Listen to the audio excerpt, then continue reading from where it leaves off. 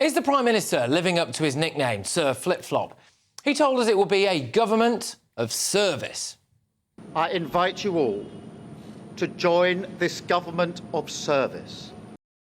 It turns out he might have meant serving as union paymasters. We've got the junior doctors, ASLEF, teachers, NHS staff, and then today, the RMTs, Mick Lynch, marched into the Department of Transport. And then Starmer said this about taxation. We will not raise tax on working people. No tax rises for income tax, for national insurance, for VAT. We will not raise income tax.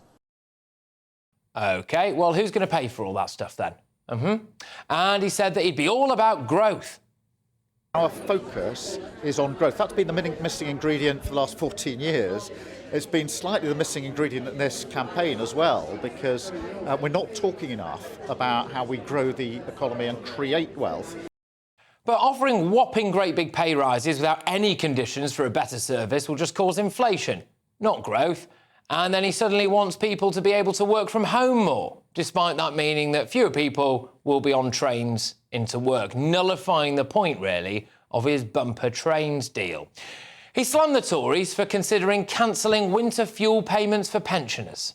Last year, the Prime Minister was apparently drawing up plans to remove the winter fuel allowance from pensioners. So will he now rule out taking pensioners' winter fuel payments off them to help fund his £46 billion black hole? And now he's doing it himself. He said this as well about the Channel migrant crisis.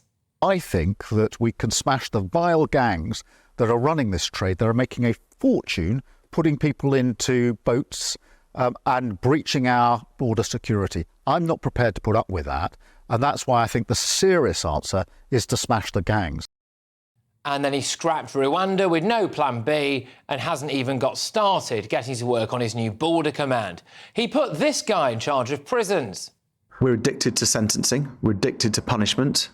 So many of the people who are in prison, in my view, shouldn't be there. A lot should, but a lot shouldn't.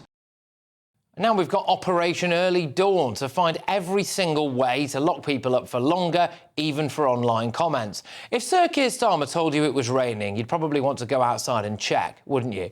Can Britain survive 5 years of this Prime Minister? Let's get the thoughts of my panel. We've got columnist and broadcaster Esther Crackey, director of the Centre for Migration and Economic Prosperity, Stephen Wolfe, and journalist Jonathan Liss. Esther, I'll start with you. Do you think Britain will survive 5 years of the man who's been nicknamed Sir Flip-Flop? No, but I wasn't expecting enthusiasm to decline this precipitously. Look, he was. We always think that when a new government comes in, there's sort of a sense of things are going to get better. Keir Starmer didn't have any of that enthusiasm. Maybe Rachel Reeves, because she seemed like the most competent member of his cabinet. But in general, there was no great enthusiasm for him to begin with. And then just a few weeks into his premiership, you see this sort of chaos erupting. I mean, there's no money. Apparently, the Tories left the economy in a terrible state, but there is money to be basically kowtowing to all these public unions. So that's inconsistent. You know, you're stripping pensioners of their winter fuel payments, but you have money to pay train drivers, even though trains will eventually become either obsolete or driverless. There's so many inconsistencies in a lot of the things he says. You know, we want to focus on economic growth, okay, but there are no tax cuts coming in. Energy prices are probably going to stay high. There's not been any discussion about long-term energy, sort of our mix or pricing or anything like that. Where is the economic growth going to come from? It looks like taxes are going to go up in the autumn budget. So, I mean, there are lots of inconsistencies. Forget even just the enthusiasm. Really, he seems quite like an absentee prime minister. He's just kind of hiding and trying to wheel out members of his cabinet when it's relevant. But he doesn't even seem to believe in his own vision, if he has one. Well, Stephen, you know, what are we now, 6 weeks or so in? And he promised a government of service. He said, you know, the adults are back in the room and all of that.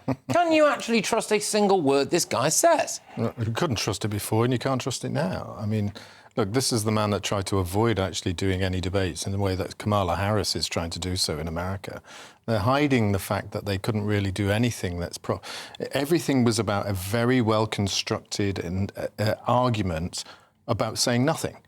And when you get bland people doing bland issues, this is what happens when reality hits the face. There's no adults in the room. This is children still at university, just on their first week. This is like their first week in university where they're enjoying themselves. The fact is, will we survive?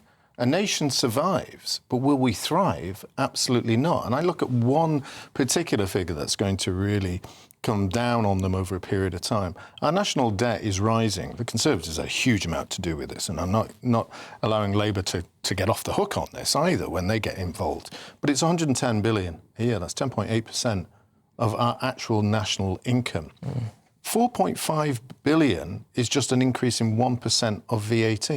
If we wiped out that 110 billion debt, we'd have no VAT. Wouldn't that improve the nation of our country? Just to contextualise, they won't do that. They're just going to... We spend more servicing our debt, just the interest payments, than we do on the army, on defence and police combined. Yeah, but so if you're going to... Just to contextualise where our priorities are. But if you're going to start spending more on your doctors, on your kind of train drivers, this is what you're going to have, and this is why the decline of Britain will continue. What has Keir Starmer done right so far? I mean, give the guy a break. He's been in power for 6 weeks. Obviously, quite a few of those have taken up by the worst civil unrest we've had in, 13 years, which actually a majority of the public think that he handled quite well. And I happen to agree with them. That's obviously, as Esther points out, there has been a decline in popularity in the government. And I confess that happened faster than I thought, because the only major thing that's happened the riots, which also a majority of people think he handled quite well. Look, I think that we have to bear in mind that there's going to be a long 5 years, OK?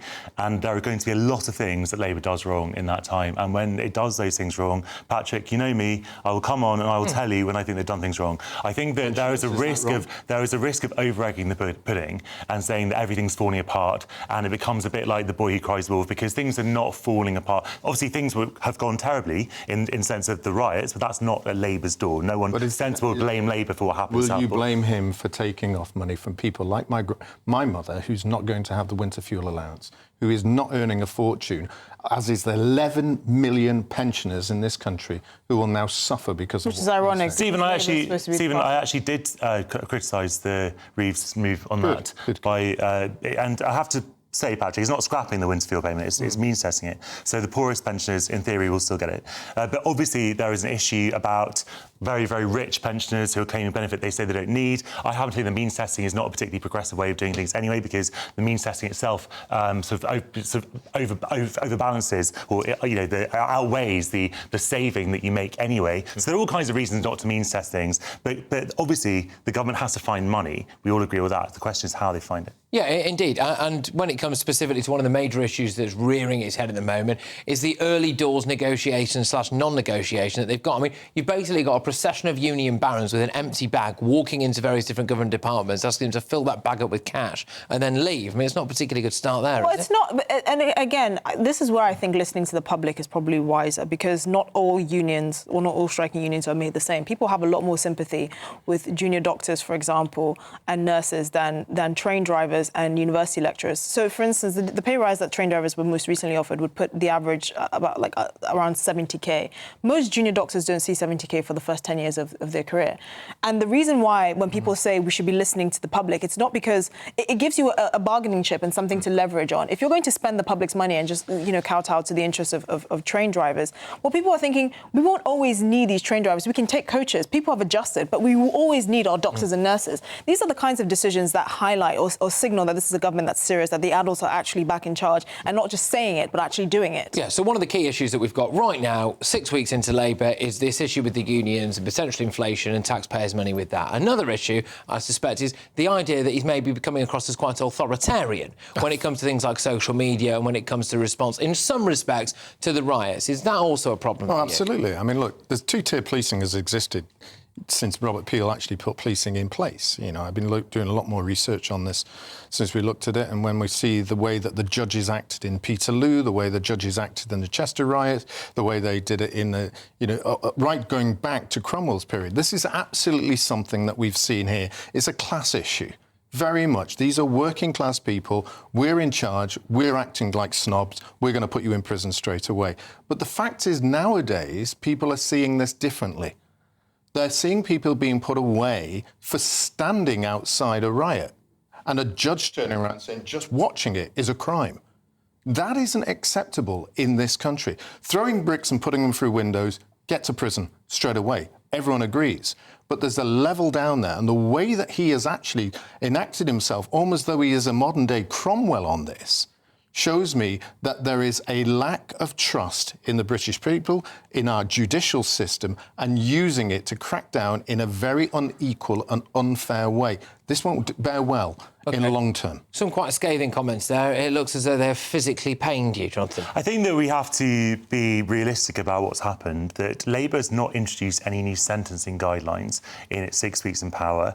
It has not been, Shabana Mahmood has not been present in the courts to hand down sentences. True. Everything that you're complaining about would have happened under the Conservative government. So you may have a point in some respects about how we prosecute things, about the level of sentence, and we've had many conversations about whether some sentences are too lenient in this country, whether some sentences are too harsh. You can say that about some comments that you might make on social media, which you then delete, which you can go to jail for, or being present on a Zoom call, talking about blocking the M25 and getting 4 years for it. You know, this is not two-tier policing. There is a question about whether you might have an inconsistency in sentencing, which is not the same issue. My argument is there is two-tier policing because it's based on snobbery.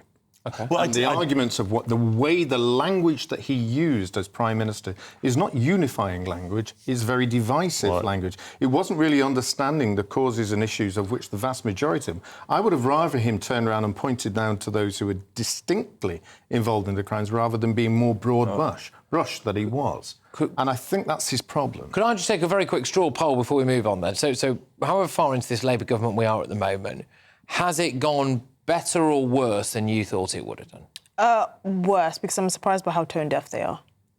I think it's just exactly how I thought it would be. This is exactly. Well, Patrick, no one could have predicted the riots, but I think the Labour's done pretty well, actually.